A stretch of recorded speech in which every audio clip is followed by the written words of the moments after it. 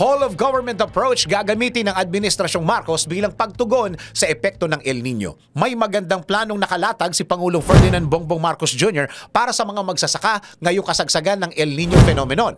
Ayon sa Administrator ng National Irrigation Administration o NIA na si Eduardo Guillen, Whole of Government Approach ang ipatutupad ni Pangulong Marcos sa bansa bilang pagtulong sa mga magsakang unang naapektuhan ng tagtuyot.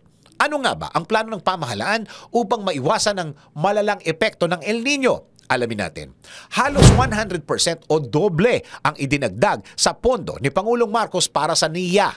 Ayon kay Engineer Guillen, dahil sa ginawang aksyon ng Pangulo, may pondo na sila upang magkaroon ng solar pump irrigation, fertigation at drip irrigation. Isang water pumping facility na gumagamit ng solar energy ang solar pump irrigation. Tumutukoy naman ng fertigation sa paghahalo ng fertilizer solutions o pataba sa tubig na mula sa irigasyon. Samantalang ang drip irrigation system ay ang paglalagay ng emitters sa lupa na dahan-dahang naglalabas ng tubig. Bukod sa mga ito, gagamitin ang karagdagang pondo sa pagtatatag ng mga dam sa iba't ibang bahagi ng bansa. Kaugnay nito, nagbigay ng direktiba si Pangulong Marcos na ipamahagi sa mga apektadong magsasaka ang high-yielding crop seeds. Ayon kay Engineer Guillen, nakikipag-ugnayan na sila sa local government units at PhilRice upang matiyak na makukuha ng mga magsasaka ang tulong sa lalong madaling panahon. Maging ang ibang ahensya ng pamahalaan handang magpaabot ng tulong sa mga magsasaka.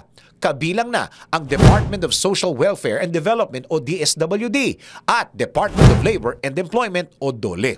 Sa kabila ng matinding tagtuyot na nararanasan ng bansa, kumpiyansa si Engineer Guillen na magkakaroon ng matatag na supply ng bigas ang bansa. Anya, simula Oktubre noong nakaraang taon, may koordinasyon sa pagitan ng local at national agencies upang paghandaan ang El Nino.